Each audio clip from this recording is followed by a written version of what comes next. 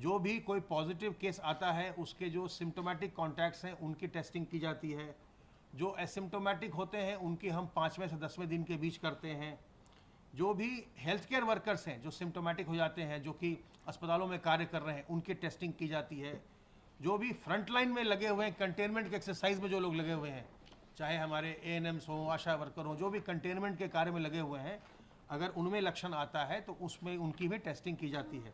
इसी प्रकार से जो आईएलआई और सारी के केसेस हैं और जो हॉस्पिटल में जो एडमिशन्स होते हैं सारी के या आईएलआई के, उन सबों की टेस्टिंग का प्रोटोकॉल आईसीएमआर ने तय किया, उसके अनुसार टेस्टिंग करते हैं। इसके अतिरिक्त हमने कुछ टेस्टिंग इससे अलग भी प्रारंभ करवाया है। आपको मैंने पहले भी जानकारी दी थी कि जब हमारे प्रवासी कामगार बहुत बड़ी संख्या में प्रदेश में लौटे थे, तो जिन जिलों में बहुत ज़्यादा प्रवासी कामगार लौटे हैं, तो वहाँ हम लोगों ने वैसे 18 जिलों को चुना था और उन 18 जिलों में हमने 4-4 गांव ऐसे चुने जिसमें कि 100 के आसपास या उससे अधिक प्रवासी कामगार लौटे थे। और फिर उनके लौटने के 15 दिन के बाद वहाँ पर रैंडम टेस्टिंग करवाई थी, ये देखने के लिए कि जो हमारे प्रवासी विभिन्न प्रांतों से आ रहे हैं जहाँ से उनमें इन्फेक्शन भी निकल रहा था, तो उनके कारण से कहीं संक्रमण गांव के अन्य निवासियों में जो वहाँ पहले से रह रहे थे उनमें तो नहीं फैला। तो हमने 72 गाँव में 1686 सैंपल रैंडम सैंपलिंग करवाई और उसमें निकल कर ये आया कि उसमें से कोई भी सैंपल, कोई भी पूल जो था वो पॉजिटिव नहीं हुआ। तो उससे हमें ये आश्वासन मिला कि जो हमारी ग्राम निगरानी समितियां हैं और ये अच्छा काम कर रही हैं और जो हमारे प्रवासी लौट रहे हैं ये अपने सामाजिक उत्तरदायित्व का बहुत ही भली भांति निर्वहन कर रहे हैं और होम क्वारंटाइन का पालन कर रहे हैं। इसके पश्चात हमने कुछ और भी रैंडम सैंपल स्टार्ट किया है जिसके परिणाम आ रहे हैं और इसके परिणाम भी आपसे हम कल साझा करेंगे। अभी तक हम लोगों ने जो ओल्ड एज होम्स हैं, जो राजकीय बाल गृह हैं या नारी निकेतन हैं, इनमें हमने रैंडम आधार पर सभी जिलों में सैंपल करवाया, ये देखने के लिए क्योंकि ये लोग एक जगह रहते हैं और इसमें कर्मचारी बाहर से आते जाते हैं, तो इनमें जागरूकता भी लाने के लिए, इनके प्रबंधन में भी, ताकि इनके जो लोग अंदर रह रहे हैं उनको सावधान रहें, वो बचें, और जो कर्मचारी हैं वो लोग भी ध्यान रखें कि इन लोगों में संक्रमण न जाए। इसके लिए हम लोगों ने एक्सरसाइज ये किया है और उसमें भी नतीजा जो आया है कल मैं आपसे साझा करूंगा। लेकिन कुछ जगहों में इसमें संक्रमण हमें मिला, जैसे हमें संक्रमण मिला है कानपुर नगर में राजकीय बाल गृह में, और जो नारी निकेतन है उसमें हमें संक्रमण मिला। और उसके बाद हम लोगों ने वहाँ पर जो लोग वहाँ रहते हैं, निवासी हैं उसके, उनका भी लिया। तो आज हमारे पास उनके करीब 30 के करीब 32 के करीब इन दोनों संस्थानों को मिलाकर के वहाँ से हमको संक्रमित लोग मिले हैं जिनका हम इलाज करवाएंगे। तो हम इस तरह से जो आईसीएमआर का प्रोटोकॉल है उसके पालन करके जो हमको सैंपलिंग करनी है वो तो हम कर ही रहे हैं। साथ ही साथ जहाँ जो वल्नरेबल पॉपुलेशन हो सकता है या जिस पॉपुलेशन में बहुत मोबिलिटी है, जो लोग बहुत आते जाते हैं या जहाँ पर संक्रमण होने की संभावना ज़्यादा है, वहाँ पर भी हम रैंडम आधार पर लगातार हम सैंपलिंग हमने प्रारंभ करवाया है। इन्फेक्शन को कंट्रोल करने के लिए ये भी एक बहुत ही कारगर उपाय होगा। इसी क्रम में हम लोगों ने जो अर्बन स्लम्स हैं उनमें भी रैंडम आधार पर हर ज़िले में स्लम्स की भी जांच करवाई है। इसके भी जो रिजल्ट्स हैं उसको कंपाइल किया जा रहा है, ये भी मैं आपसे जल्दी साझा करूंगा। इसके अलावा जो हॉस्पिटल्स हैं उसको, हॉस्पिटल का तो आईसीएमआर का प्रोटोकॉल भी है कि अगर लक्षणात्मक हो कोई भी हेल्थ केयर वर्कर उसका किया जाए। लेकिन चूंकि ये देखा गया है इसमें कोरोना वायरस के संक्रमण में कि बहुत सारे लोग, अधिकांश लोग लक्षणात्मक नहीं होते हैं, उनमें लक्षण नहीं आता है, इसलिए जो उसमें जो उसके भी फ्रंट लाइन पर होते हैं जो लोग अस्पतालों में, हम उनका भी पूरे प्रदेश में, चाहे वो सरकारी अस्पताल हो चाहे प्राइवेट अस्पताल हो, इनमें से कुछ अस्पतालों के हम जो फ्रंट लाइन वर्कर्स हैं उनके हम रैंडम सैंपल्स हम करवा रहे हैं, हमने करवाया है। इसका भी परिणाम हम लोग आपसे जल्दी ही साझा करेंगे। उसमें हमने उन लोगों को चुना जिनकी लोगों से ज़्यादा इंटरेक्शन होता है, जैसे जो रजिस्ट्रेशन के डेस्क पर बैठता है, पंजीकरण डेस्क पर बैठता है जहाँ लोग पंजीकरण कराते हैं, या जो अस्पताल में जो गार्ड होता है जो बाहर खड़ा होता है, जहाँ सारे मरीज आ रहे हैं उनको वो अंदर करता है, या जो लोग ओपीडी करते हैं, कुछ जो चिकित्सक हैं उनको भी हमने लिया। तो इस तरह से रैंडम सैम्पलिंग पूरे प्रदेश में की गई है।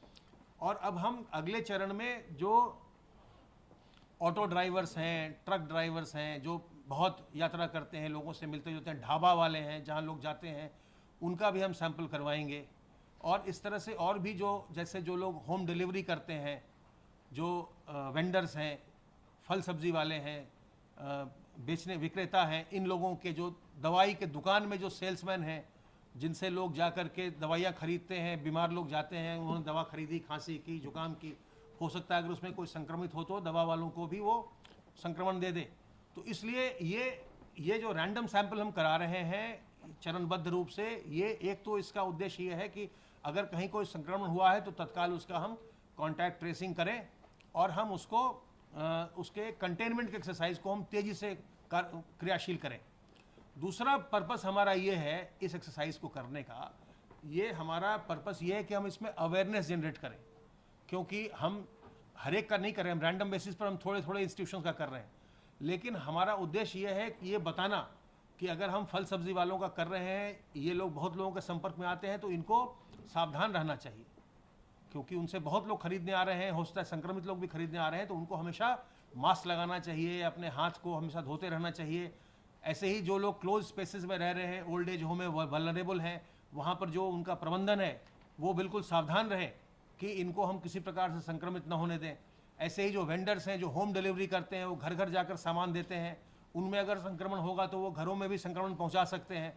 तो इस तरह से हम इनमें अवेयरनेस भी जनरेट कर रहे हैं इस ग्रुप में कि आप संक्रमण आपको हो सकता है, आप सावधान रहें, और सावधान रह करके अपना भी बचाव करें और दूसरों का भी बचाव करें।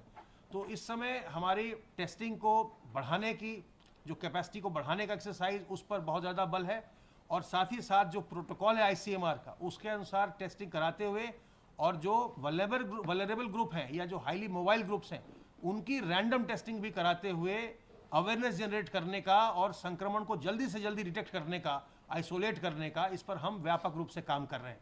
अब मैं अनुरोध करूंगा अपर मुख्य सचिव गृह से।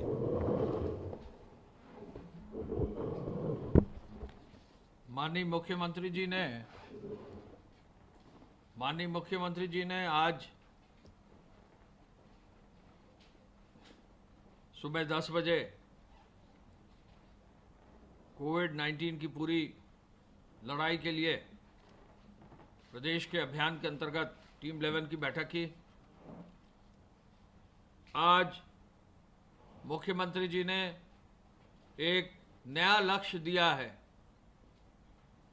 कि जो कोविड के अस्पतालों की बेड है, ये संख्या 1.5 लाख तक पहुंचाई जाए।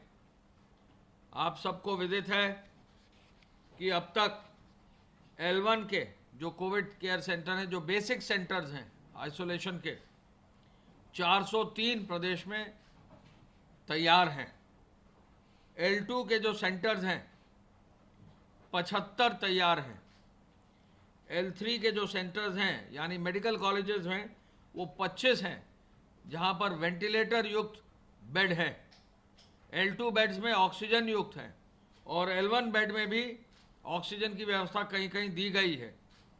तो कुल मिलाकर जहां 1,01,236 बेड हमारे प्रदेश में उपलब्ध हैं, मुख्यमंत्री जी ने आदेश दिया है कि पूरे प्रदेश में 1.5 लाख बेड की तैयारी कर ली जाए, और इसके लिए चरणबद्ध रूप से तैयारी आज से ही शुरू कर दी जाए। स्वास्थ्य विभाग को और चिकित्सा शिक्षा विभाग को ये निर्देश उन्होंने दिया है। माननीय मुख्यमंत्री जी ने कहा है कि जो भी बेड्स की व्यवस्था हो वो एक मानक के अनुरूप हो, उनकी निरंतर मॉनिटरिंग हो, आवश्यकता पड़े तो जो कॉमन एरियाज हैं वहाँ CCTV का जो है फॉलोअप हो, आवश्यकता पड़े तो जो भी अधिकारी हैं, सीनियर ऑफिसर्स हैं, वो जरूर जाएं, डॉक्टर्स जरूर देखें, जो पैरामेडिकल स्टाफ है जरूर देखें, और सफाई की अच्छी व्यवस्था हो, अच्छे भोजन की व्यवस्था हो, हर तरह से ऐसे बेड्स हो जहां मॉडर्न व्यवस्था करके उपचार की अच्छी व्यवस्था की जा सके। मुख्यमंत्री जी ने आज टेस्टिंग के बारे में भी, कल आदरणीय प्रधानमंत्री जी की VC हुई, VC के तुरंत बाद उन्होंने कहा कि हम अपनी टेस्टिंग को और आगे बढ़ाएंगे। आज जैसा कि अभी प्रमुख सचिव स्वास्थ्य ने आपको बताया है, प्रदेश ने एक एवरेज 15,000 का रखा था मुख्यमंत्री जी के आदेश से। आज 16,546 टेस्ट हुए हैं, यानी 16,000 से ज़्यादा टेस्ट पिछले कई दिनों से जो है प्रदेश में होना चालू हो गए हैं। पूरे देश में हम संभवतः पहले, दूसरे, तीसरे, चौथे स्थान के अंदर ही हैं टेस्टिंग में, 5वें स्थान पर हैं, और ओवरऑल टेस्टिंग में 5वें स्थान पर है। और हमारा लक्ष्य ये होगा कि उत्तर प्रदेश को पूरे देश में प्रथम स्थान पर टेस्टिंग में ले आया जाए, और इसी कड़ी में टेस्टिंग की क्षमता को और आगे बढ़ाने का निर्देश दिया है।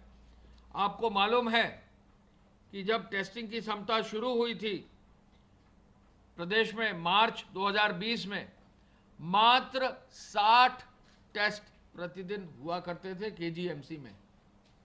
पहला हमारा एकमात्र हमारी टेस्टिंग लैब केजीएमसी में थी, मात्र 60, और उस 60 को बढ़ाकर निरंतर अनुश्रवण करके दोनों विभाग, मेडिकल डिपार्टमेंट और मेडिकल एजुकेशन डिपार्टमेंट ने लगकर मुख्यमंत्री जी के मार्गदर्शन में 23 राजकीय प्रयोगशालाओं अब चालू हो गई, यानी 23 गवर्नमेंट टेस्टिंग लैब शुरू हो गई हैं, 11 निजी टेस्टिंग लैब शुरू हो गई हैं। और इसके साथ साथ आपने देखा था, खुद सरकारी जहाज को, अपने उत्तर प्रदेश सरकार के जहाज को भेजकर ट्रूनेट मशीन्स को भी लाया गया। आज की तारीख में हर जनपद में जिला चिकित्सालय पर, 75 जनपदों के जिला चिकित्सालय पर ट्रूनेट मशीन जो है 2 स्लॉट की स्थापित कर दी गई है। ये 2 स्लॉट की मशीन लगभग 8 लाख रुपए की है। और इसके अलावा हर मेडिकल कॉलेज में, हर 25 कुल मेडिकल कॉलेजेस में एक ट्रूनेट मशीन 4 स्लॉट की, जो लगभग 12.5 लाख रुपए की है, उसको भी स्थापित कर दिया गया है। इसके पहले चरण में ये जो ट्रूनेट मशीन्स हैं, 21 हमारे अस्पतालों में एक स्लॉट की पहले से थी, तो एक और जहां 60 टेस्टिंग का क्षमता हमारे प्रदेश में थी, आज बढ़कर आज का रिकॉर्ड अचीवमेंट है 16,546।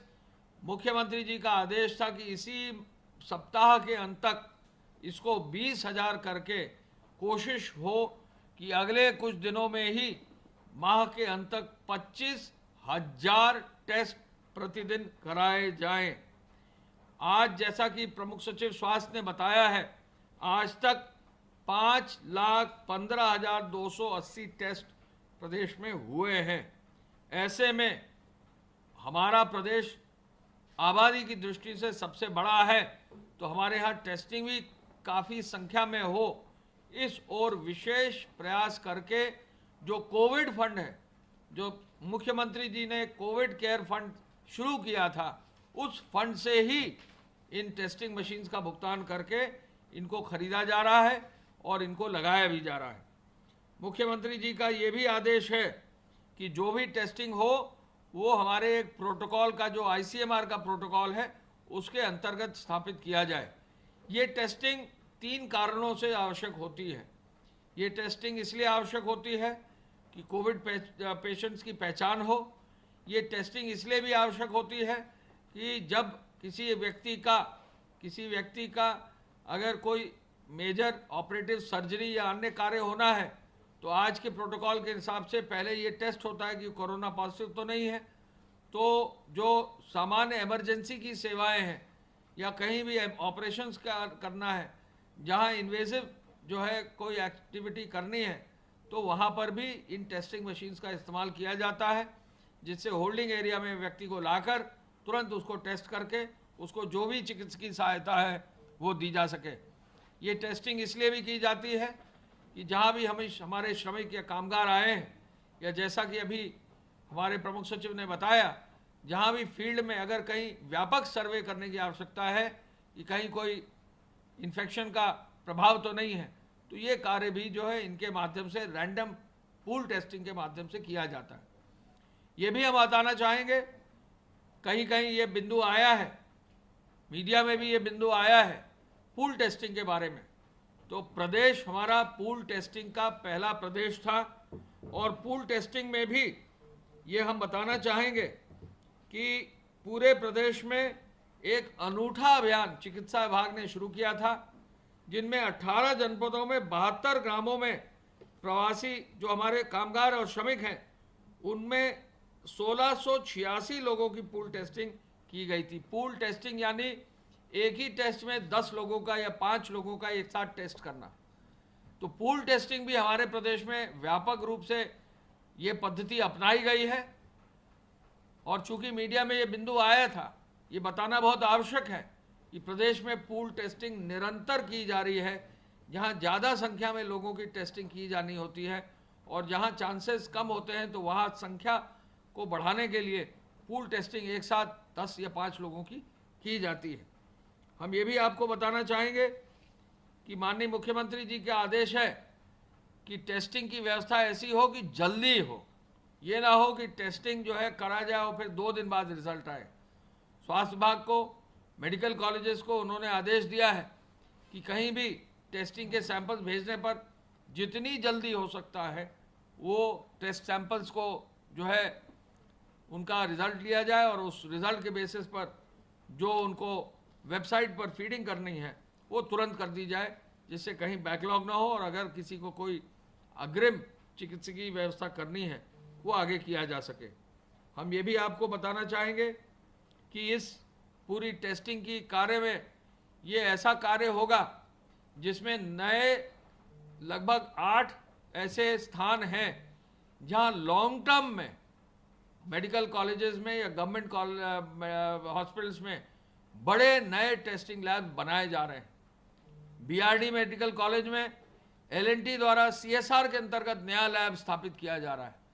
तो आगे प्रदेश की यह मंशा है कि ये टेस्टिंग लैब अकेले कोविड के लिए नहीं, किसी भी वायरल चीज़ों का, किसी भी अन्य ऐसी बीमारी होती है जहां आवश्यकता टेस्टिंग की होगी, तो एक परमानेंट इंफ्रास्ट्रक्चर बनाने का निर्देश मुख्यमंत्री जी ने दिया है, और चिकित्सा शिक्षा विभाग इस परमानेंट इंफ्रास्ट्रक्चर को और आगे बढ़ा रहा है।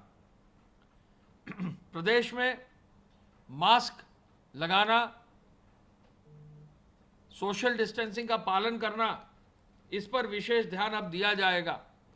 चूंकि अनलॉक 1 में बहुत सारी एक्टिविटी शुरू हो गई हैं, यह पाया गया है कि अनुशासन कहीं कहीं नहीं है, और मुख्यमंत्री जी ने कहा है कि लोगों को इस बात को बहुत क्लियरली मैसेज देना पड़ेगा, बहुत क्लियरली प्रचार माध्यमों से बताना पड़ेगा कि हम किसी भी रूप में सावधानी से दूर ना हटें। क्योंकि इस समय इस बीमारी का कोई इलाज नहीं है, तो इसका इलाज ही एकमात्र है कि सावधानी हम बरतते रहें, सोशल डिस्टेंसिंग का पालन करें, मास्क लगाएं, कहीं भीड़ भाड़ में इकट्ठा ना हो, कहीं किसी अपरिचित के टच में ना आए, और जो भी जहां भी मूवमेंट हमारा हो वहां जो है डिसइंफेक्टेड रहे।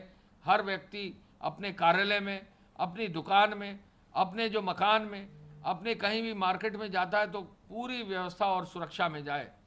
उन्होंने ये भी आदेश दिया कि किसी दुकान में कोई व्यक्ति अगर बिना मास्क लगाए पहुंचता है तो ये दुकानदार की जिम्मेदारी है कि ऐसे व्यक्ति को कोई सर्विस ना दें, उनको हिदायत दें जो मास्क जरूर लगाएं। कोई भी व्यक्ति किसी कार्यालय में जाता है तो वरिष्ठ अधिकारियों की जिम्मेदारी है देखना कि उनके कार्यालय का एक एक आदमी सोशल डिस्टेंसिंग का पालन कर रहा है और मास्क लगा रहा है। हम आपको ये भी बताना चाहेंगे कि मुख्यमंत्री जी ने ये भी कहा है कि चौराहों पर, प्रमुख स्थानों पर पब्लिक एड्रेस सिस्टम को लगाकर लोगों को दिन रात आगाह किया जाए कि आगे आने वाले समय में सावधानी बरतना बहुत जरूरी होगा। रात की जो कर्फ्यू है उसको मजबूती से पालन किया जाए। कोविड नॉन कोविड हॉस्पिटल से सीधे जानकारी और फीडबैक जो वहाँ के मरीज हैं उनसे ज़रूर लिया जाए, और चिकित्सालयों में एक हेल्प डेस्क भी बनाने का निर्देश आज मुख्यमंत्री जी ने दिया है।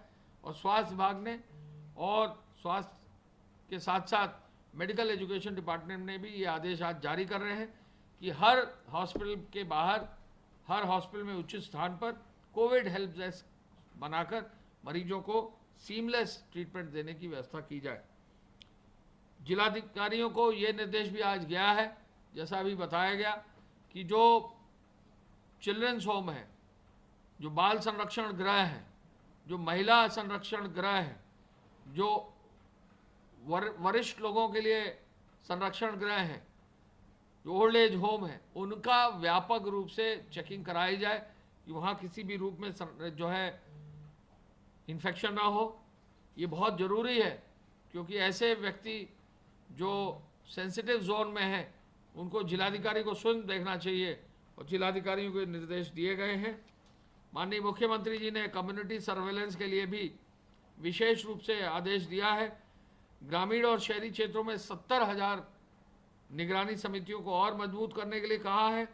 20 जून तक प्रारंभ होने वाले खाद्यान्न वितरण के लिए भी खाद्य विभाग को और सभी फील्ड के अधिकारियों को निर्देशित किया है कि प्रचुर मात्रा में खाद्यान्न गोदामों में उपलब्ध है। एफसीआई से प्रचुर मात्रा में भारत सरकार से भी खाद्यान्न उपलब्ध हो रहा है। 5 चरणों में व्यापक रूप से खाद्यान्न का वितरण प्रदेश में हुआ है। 15 से 16 करोड़ लोगों को हर चरण में खाद्यान्न वितरित किया गया है। आगे 20 जून से भी जल्दी ही छठे चरण में खाद्यान्न वितरण का कार्य जरूर कर लिया जाए।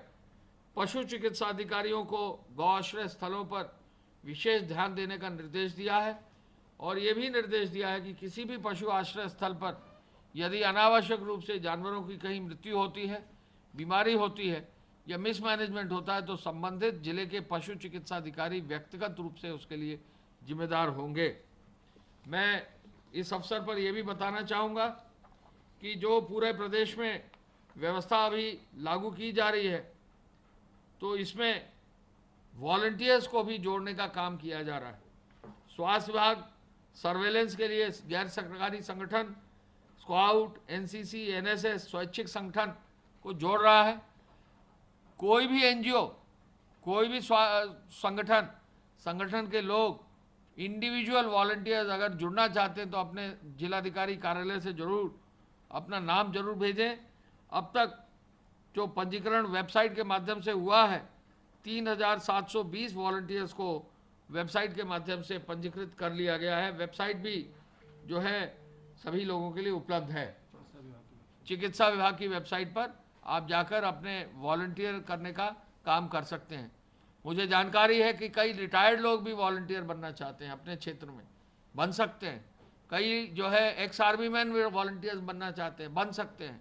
कई छात्र हैं जो बनना चाहते हैं, कई ऐसे हैं जो अध्यापक बनना चाहते हैं, कई ऐसे लोग हैं जो वॉलंटियर्स अपने क्षेत्र में बनना चाहते हैं। जरूर सामने आए और वॉलंटियर्स बनकर अपने क्षेत्र में ऐसा कार्य करें जिससे लोगों को लाभ मिल सके। पूरे प्रदेश में एम्बुलेंस की संख्या भी मैं बताना चाहूँगा कि कुल मेडिकल मोबाइल एम्बुलेंस 170 हैं। 108 की एम्बुलेंस 2200 करीब है, 102 की एम्बुलेंस 2270 हैं, एएलएस लगभग 250 हैं। मुख्यमंत्री जी ने एम्बुलेंसेस की व्यवस्था का भी समीक्षा करते हुए समय रहते और समय के विदिन इनको मरीजों तक पहुंचने का भी निर्देश दिया है। मुख्यमंत्री जी ने मेडिकल कॉलेजेस में भी जो एम्बुलेंस और बाकी गाड़ियां हैं उनको भी बहुत मजबूती से चलाने का निर्देश उन्होंने दिया है। मैं पुनः इस अवसर पर बताना चाहूँगा कि पूरे प्रदेश में धारा 188 के अंतर्गत कार्रवाई की गई है और इसमें 3 जोन ने बहुत अच्छा काम किया है। कानपुर जोन ने 12,354 वाद दर्ज किए हैं, लखनऊ जोन ने 12,498 वाद दर्ज किए हैं, वाराणसी जोन ने 11,844 वाद दर्ज किए हैं। तो ये 3 जोन ने बहुत अच्छा कार्य किया है। 2 जोन हैं प्रयागराज और गोरखपुर, उनको और अच्छा काम करना होगा।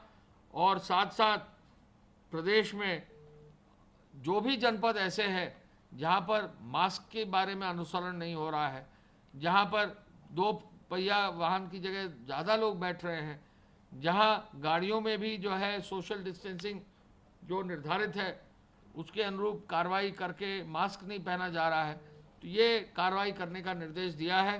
वाहन यदि इलीगल रूप से चलेंगे या इन नॉर्म्स का पालन नहीं करेंगे या बैठे लोग उसमें पालन नहीं करेंगे तो निश्चित रूप से कार्रवाई होगी।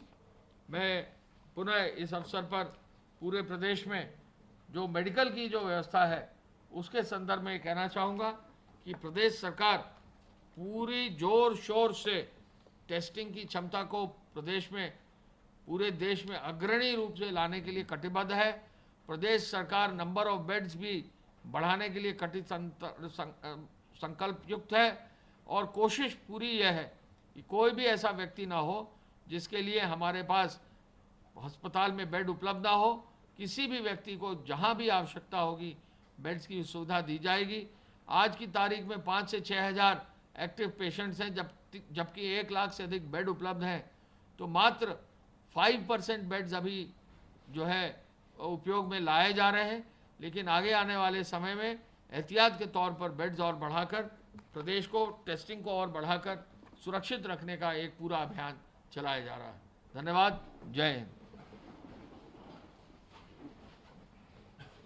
ये एक सूचना आ जाएगी, चेक कर लो। हाँ, वो सूचना जो आपकी है डेथ की 23 है, 23 है, दे दिया इनको।